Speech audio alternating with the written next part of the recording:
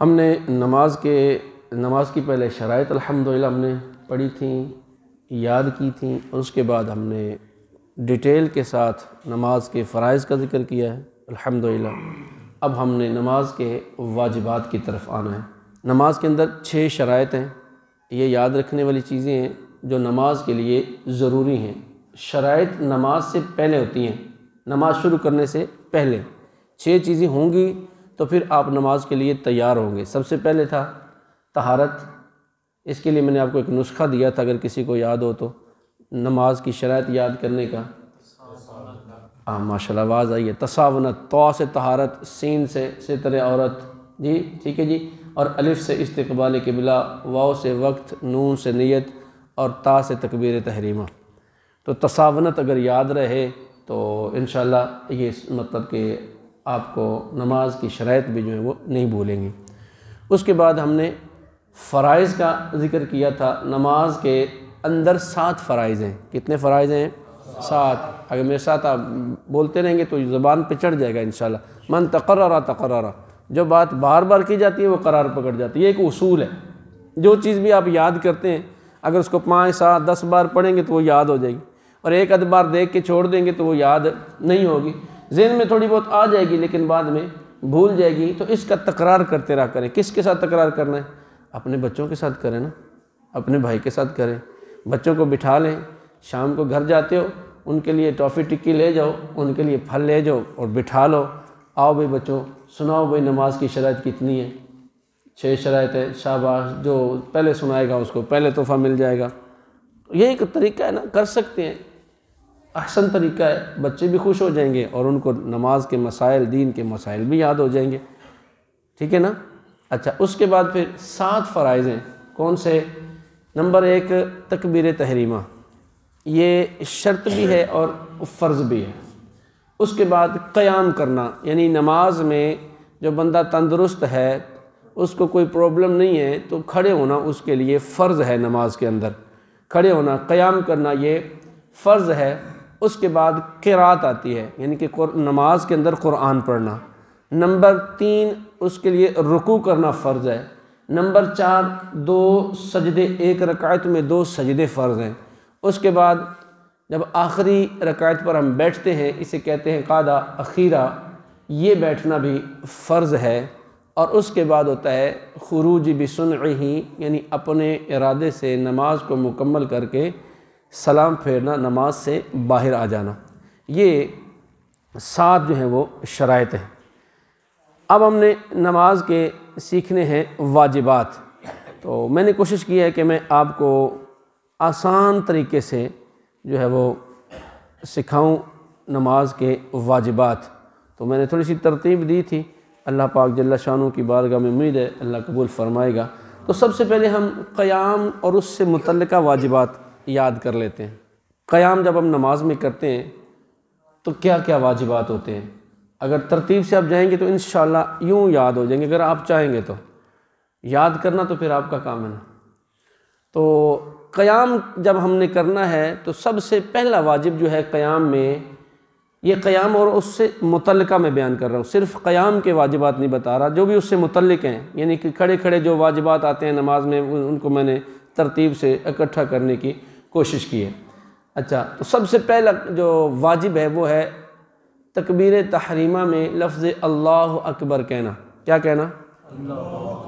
ये लफ्ज़ अल्लाहु अकबर कहना ये वाजिब है। इसमें अगर गलती हो गई तो नमाज दुरुस्त नहीं होगी। अल्लाहु अकबर के अलावा अगर कोई कलिमा कह दे, अल्लाहु रहमान, तकबीर तो हो गई लेकिन वाजिब का तर्क हो गया। अच्छा, फिर अगर किसी ने इसको बिगाड़ दिया, अल्लाह या अकबर या अकबार, ये पहले बहस गुज़र चुकी है, मैं आपको याद करवा रहा हूँ। अच्छा, तो यूँ भी फिर वो उसका वाजिब जो है वो तर्क हो जाएगा, नमाज शुरू नहीं होगी। अल्लाहु अकबर क्या पढ़ना है? ये नमाज का पहला वाजिब है। नमाज में 30 वाजिबात हैं कमोबेश। बाज़ ने ज़्यादा बताए हैं, बाज़ ने कम बताए हैं, यानी कि किसी ने उसको खोल के एक एक करके अलग अलग लिख दिया और किसी ने 2, 4, 6 इकट्ठे करके एक ही वाजिब बता के तो उसको कम कर लिया। तो क्या कहना है? अल्लाह अकबर, ये नमाज का पहला वाजिब है। नमाज में हमने किरात की थी, जो किरात फ़र्ज़ है। कितनी फ़र्ज़ है वो मैंने आपको बताया था। कितनी फ़र्ज़ है? कम अज़ कम मुतलकन एक आयत पढ़ना। माशाल्लाह माशाल्लाह, याद है। मुतलकन एक आयत पढ़ना ये फ़र्ज़ है, और 3 आयात का पढ़ना ये वाजिब है। कम अज़ कम 3 आयात का पढ़ना ये क्या है? वाजिब है। मतलब कौन सी? मिसाल के तौर पर सूरह फजर आप पढ़ते हैं नमाज में, तो अगर 3 इसकी पहली आयतें आपने पढ़ ली तो वाजिब इसका अदा हो गया। वल फजरी वलयालिन अश्र वशफ़ई वल वत्र, ये आपका इसका वाजिब पूरा हो गया। या इसके अलावा भी आप इन्ना अअतैनाकल कौसर फसल्लि लिरब्बिका वन्हर इन्न शानिअका हुवल अबतर, कम अज़ कम 25 हरूफ अगर आपने तिलावत कर लिए ना, 25 हरूफ पर मुश्तमिल आयत की या 3 आयात की आपने तिलावत कर ली, तो आपका वाजिब जो है वो पूरा हो जाएगा। तीसरा वाजिब ये याद रखना है आपने कि नमाज के अंदर सूरह फातिहा का मुकम्मल पढ़ना, एक हरफ भी न छूटे। अगर एक हरफ भी छूट गया तो वाजिब तर्क हो जाएगा, और इसके साथ 3 आयात का मिलाना ये वाजिब है। अब आपने तवज्जो करनी है हमसे कौन सा हरफ छूट जाता है। जैसे कि जिसने यूँ पढ़ लिया अल्हम्दुलिल्लाह अल्हम्दुलिल्लाह, इस नमाज तो उसकी गई, क्योंकि हा को हा पढ़ दिया है, इसका माना ही फासिद हो जाएगा, तो नमाज नहीं होगी। लिहाजा किरात सीखना फ़र्ज़ है। मुकम्मल किरात का सीखना वो अलग चीज़ है। कम अज़ कम इतनी किरात सीखना कि उसकी नमाज दुरुस्त हो जाए, ये फ़र्ज़ है। अल्हम्दुलिल्लाहि रब्बिल आलमीन। अच्छा, यहाँ पे फिर क्या छूटता है? अल्हम्दुलिल्लाह रब्बिल आलमीन, अल्हम्दुलिल्लाह रब्बिल आलमीन। अब लिल्लाही हा था वो छोड़ दिया, एक हरफ का छूटा तो नमाज गई, उसका मतलब भूले से उसका छूट गया हरफ, तो अब क्या करेगा? सजदा साफ पड़ेगा। वरना वो अगर जानबूझ के, और साफ ज़ाहिर ये भूलने वाली तो चीज़ कोई है कोई नहीं, लापरवाही है ना, जल्दी जल्दी मतलब को ख़त्म करने की कोशिश करते हैं कि मैंने जनाब मेरी गाड़ी छूट जाएगी तो मैं अब मतलब के 100 की स्पीड में नमाज़ पढ़ लूँ, तो उसका क्या फ़ायदा भाई? गाड़ी छूटती है तो छूट जाए, नमाज ना छूटे। अच्छा, रब्बिल आलमीन अर्रहमानिर रहीम मालिकी यौमिद्दीन, यौमिद्दीन यूँ पढ़ देते हैं, यौमिद्दीन। जिस हरफ पर तशदीद होती है ना, वो हरफ 2 बार होता है, तो उसको अकेला नहीं पढ़ना। यौमिद्दीन, आगे क्या हम छोड़ते हैं? इय्याका नअबुदु व इय्याका नस्तईन, नाबुदो नाबुदो, इय्याका, इसको भी सिंगल कर दिया। इय्याका नअबुदु व इय्याका नस्तईन, आगे हरफ जो छूटता है ना वो अक्सर छूटता है, इहदिनस सिरातल मुस्तकीम, ईदी, जबकि इसके दरमियान में हा है, इहदिनस सिरातल मुस्तकीम, इहदिनस सिरातल मुस्तकीम। इहदिनस सिरा करेंगे तो वो मतलब कि एक हरफ इसका छूट जाएगा। बहरहाल आपको समझ आ रही है जो मैं आपको समझाना चाह रहा हूँ। तो इसलिए पूरी सूरत का सूरह फातिहा का एक एक हर्फ पढ़ना नमाज में वाजिब है, और इसको आगे बढ़ाना भी नहीं है ना। जैसे इय्याका नअबुदु व इय्याका नस्तईन, नस्ताईन, अब इसको बढ़ा दिया है, नस्ता तो है नहीं है, इय्याका नअबुदु व इय्याका नस्तईन, इहदिनस सिरातल मुस्तकीम, मुस्ताकीम ये बढ़ा दिया है, मुस्तकीम और मुस्ताकीम, आप तवज्जो रखें, यानी कि किसी हरफ को घटाना भी नहीं है और किसी हरफ को बढ़ाना भी नहीं है।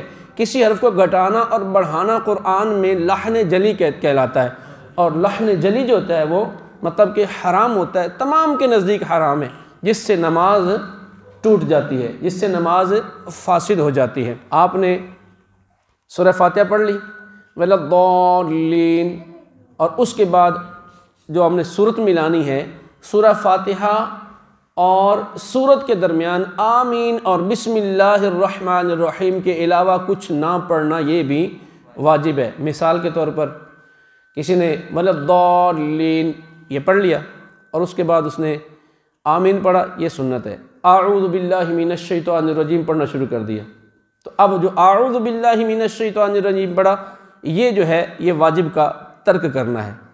अगर बिस्मिल्लाह नहीं पढ़ी, आमीन नहीं पढ़ी तो हरज नहीं, नमाज हो जाएगी। पढ़ना सुन्नत है, अगर नहीं पढ़ी तो नमाज हो जाएगी, लेकिन यहाँ पे ताअव्वुज़ की जगह है नहीं, आऊज़ु बिल्लाहि मिनश शैतानिर रजीम की जगह नहीं है। लिहाजा अगर आऊज़ु बिल्लाहि मिनश शैतानिर रजीम पढ़ा तो इसमें वाजिब का तर्क हो जाएगा। इसलिए सूरह फातिहा के बाद सूरत मिलाने से पहले सूरत और फातिहा के दरमियान में आमीन और बिस्मिल्लाहिर्रहमानिर्रहीम के अलावा कुछ ना पढ़ना ये वाजिब है।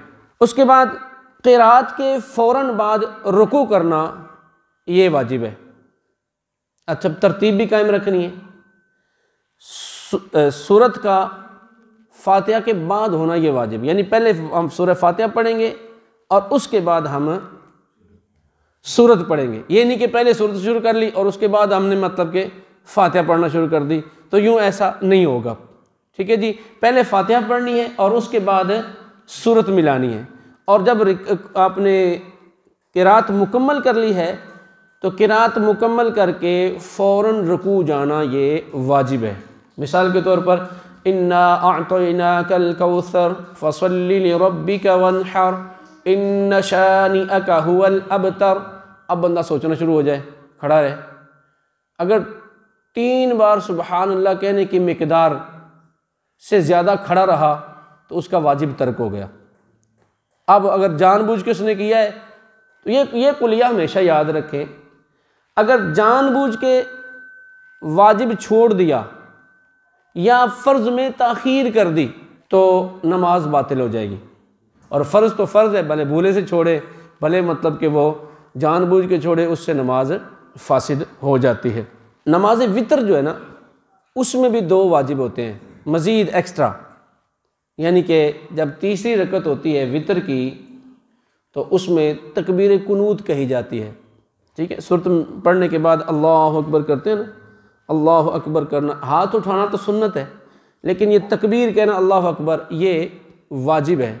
और इसके साथ दुआए कुनूत पढ़ना ये वाजिब है। उसके बाद फिर आप नमाज ईदैन पढ़ रहे हैं, नमाज ईदैन में 6 ज़ायद तकबीरें होती हैं, साहब ज़रा वो भी खड़े खड़े कही जाती हैं। 3 पहली रकत में कही जाती हैं और 3 दूसरी रकत में कही जाती हैं, तो ये भी वाजिब हैं।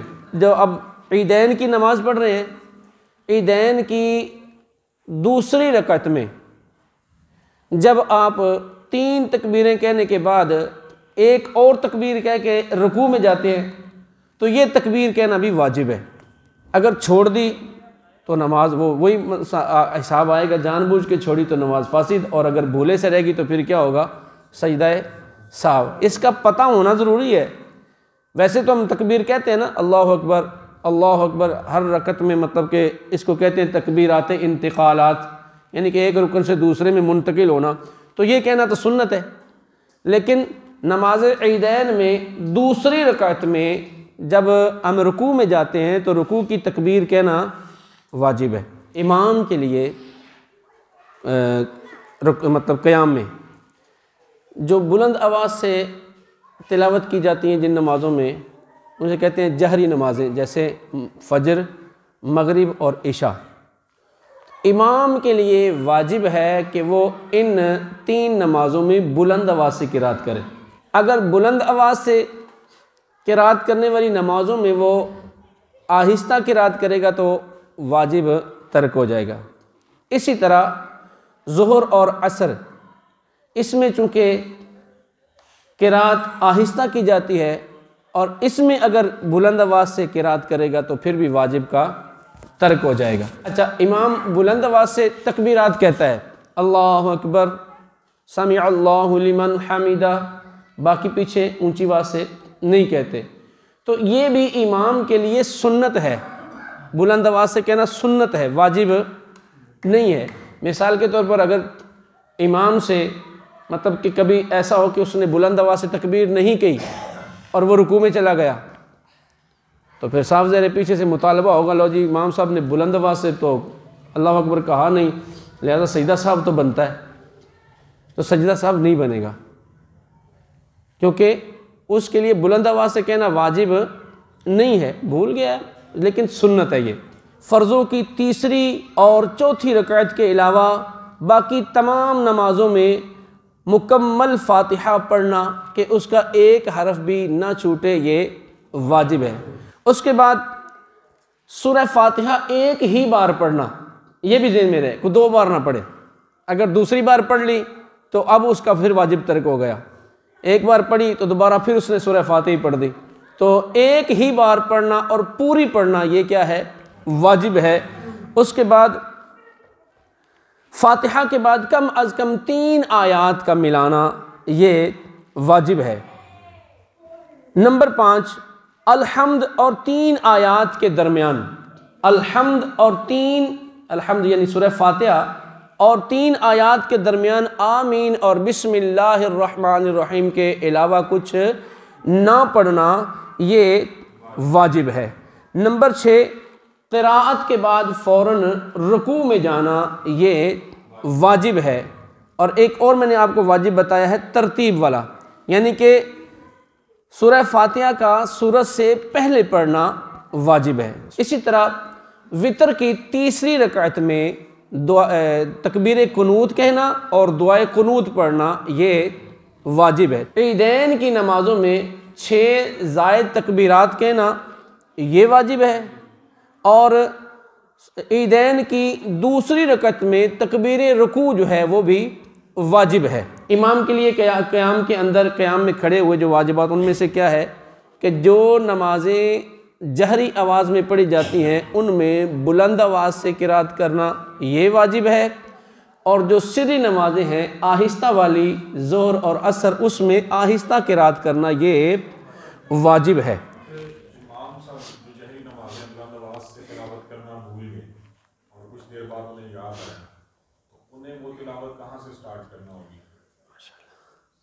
इमाम मिसाल के तौर पर इमाम क़िराअत नहीं कर रहा, अब पीछे से किसी ने सुबहान अल्लाह कह दिया, तो इमाम जहाँ पहुँचा था वहीं से क़िराअत बुलंद आवाज़ से करेगा।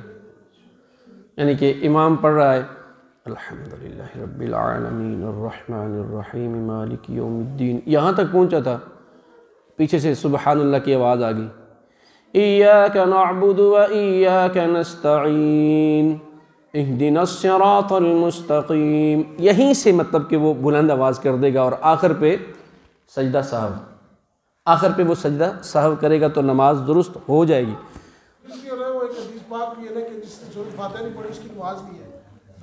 जी ऐसा ही है, ऐसा ही है, जिसने सूरह फ़ातिहा न पढ़ी उसकी नमाज नहीं है, ये मुफरिद के लिए हुक्म है। मुफरिद समझते, जो अकेला नमाज पढ़ रहा है उसके लिए हुक्म है कि अगर वो सूरह फ़ातिहा छोड़ देता है किसी रकत में, फ़र्ज़ों की तीसरी और चौथी रकत के अलावा, मगरिब की तीसरी रकत आखिरी है और बाकी ज़ोहर असर इशा की आखिरी 2 रकतें जो है ना, इनके अलावा, ठीक है जी, पहली दो रकतें तो मतलब ज़रूरी होगी ना, इसके अलावा सुन्नत और नवाफिल और वितर की हर रकात में वो मतलब के सूरत मिलाएगा, सूरह फ़ातिहा पढ़ेगा, ठीक है जी। 2 फ़र्ज़ों की तीसरी और चौथी रकत के अलावा अगर किसी ने फ़ातिहा न पढ़ी तो उसकी नमाज नहीं होगी, लेकिन जानबूझ के ना पढ़ी तो, क्योंकि मुतलकन कुरान तो उसने पढ़ लिया, वाजिब उसका तर्क हो जाएगा, ठीक है जी। हम मसला आपको मैं प्रैक्टिकल करके दिखा रहा हूँ, आपने तवज्जो करनी है। रुकू के जो वाजिबात हैं, जो हमारे अक्सर अगलात होती हैं और हमारी नमाज फासिद हो जाती है। रुकू में एक बार सुबहान अल्लाह कहने की मिकदार ठहरना वाजिब है। अब देखिए, मैं आपको गलत तरीका भी दिखा रहा हूँ और सही तरीका भी। एक तो हमारा तरीका ये होता है, ऐसे ये हमारा रुकू हो रहा है, होता है ना ऐसा, ये नहीं करना, गलत है। ठहरना, साकिन सुबहान अल्लाह, कम अज़ कम ये 2 सेकंड कम अज़ कम लगते हैं, मैंने अंदाज़ा लगाया 2 सेकंड ठहरना जो है ना, ये वाजिब है। सुबहान रब्बियल अज़ीम पढ़ना सुन्नत है, वाजिब नहीं है, लेकिन रुकू के अंदर ठहरना, सुबहान अल्लाह। कम अज़ कम इतनी देर ठहरना, 2 सेकंड ठहरना, ये वाजिब है। और 3 बार पढ़ना तस्बीह सुन्नत है, और 5 बार 7 बार पढ़ना ये मुस्तहब अमल है, अच्छा अमल है, ज़्यादा सवाब मिलता है। ठीक है, कोई ये ना कहे कि मैं मना ही कर रहा हूँ, लेकिन उसूल ये है कि अगर रुकू के अंदर इतना ठहर गया, 2 सेकंड ठहरा, तो उसका रुकू पूरा हो जाएगा, फ़र्ज़ और वाजिब दोनों अदा हो जाएंगे। तस्बीहात पढ़ता है तो ये उसके लिए ज़्यादा सवाब का बाइस है। अच्छा जी, ये एक रुकू हो गया। एक सुबहान रब्बियल अज़ीम, सुबहान रब्बियल अज़ीम, सुबहान रब्बियल अज़ीम, समिअ अल्लाहु लिमन हमिदह, रब्बना वलकल हम्द। ये ठहरना, बिल्कुल सीधा खड़ा होना, इसे कहते हैं कौमा, और ये वाजिब है। हमारा तरीका क्या है, ये रुकू गया और ये गया सजदा, तवज्जो रखें जी, ये रुकू है, ये गया सजदा, यानी कि ऐसे बस झटका देता है और फिर रुकू बस सजदे में चला जाता है। तो नमाज अगर जानबूझ के कर रहा है, और यकीनन जानबूझ के हो रही है, तो नमाज बातिल हो जाती, फ़ायदा ही कोई नहीं मिला आपको। ठंडे पानी से आपने वज़ू किया, फिर आपने मतलब कि मस्जिद में आए और फिर आपने टाइम दिया, तो वेस्ट हो गया। रुकू में ठहरना और रुकू के बाद सीधा खड़ा होना, ये कम अज़ कम वही 1 बार सुबहान अल्लाह कहने की मिकदार ठहरना। और अगर तस्बीह आप तवज्जो से पढ़े ना सही, तो आपका वाजिब पूरा हो जाता है।